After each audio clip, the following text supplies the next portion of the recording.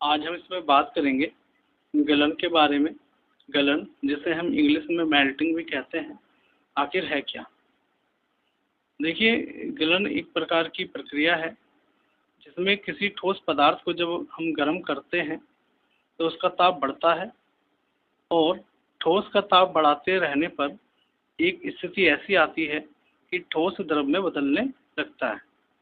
इस स्थिति में ऊष्मा देते रहने पर ताप में तब तक वृद्धि नहीं होती है जब तक कि संपूर्ण ठोस द्रव में न बदल जाए। इस क्रिया को ही गलन कहते हैं। गलन को हम अन्य नाम द्रवण या पिघलना भी कहते हैं तथा इस निश्चित ताप को गलनांक या मेल्टिंग पॉइंट कहते हैं। देखिए, गलनांक जो है एक बिंदु होता है जिस बिंदु पर कोई भी पदार्थ जो है पिघलना शुरू होता है।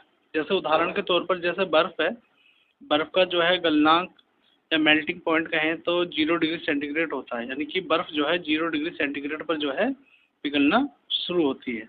तो 0 डिग्री सेंटीग्रेड बर्फ का गलनांक है।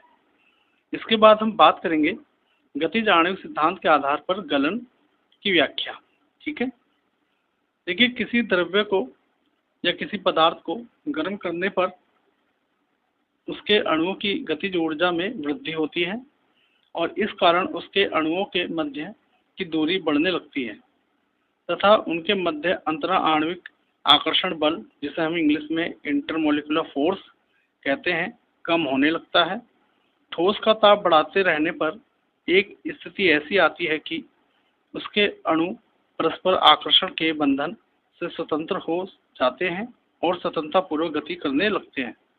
इस स्थिति में ठोस द्रव में बदलने लगता है और इस स्थिति में ऊष्मा देते रहने पर ताप में तब तक वृद्धि नहीं होती है जब तक कि संपूर्ण ठोस द्रव में न बदल जाए।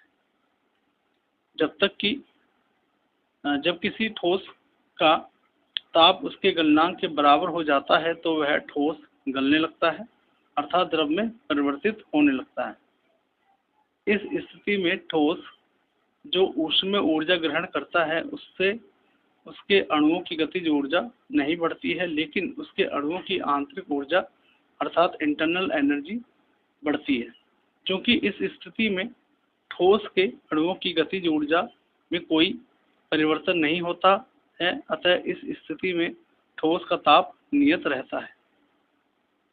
ठीक है, इसके बाद हम बात करते हैं गलनांक पर अपद्रव्यों का प्रभाव। देखिए, किसी ठोस में अपद्रव्य मिलाने से उसका गलनांक कम हो जाता है। उदाहरण के तौर पर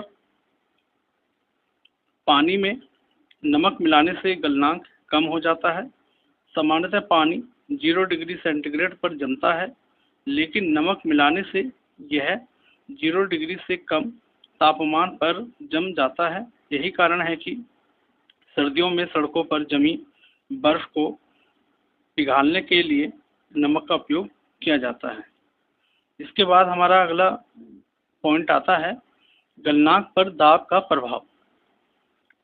जब ठोस द्रव के रूप में परिवर्तित होता है तो सामान्यतः उसका आयतन बढ़ जाता है, परंतु कुछ ठोस पदार्थ जैसे बर्फ ऐसे भी हैं जिनके गलने पर उसका आयतन कम हो जाता है।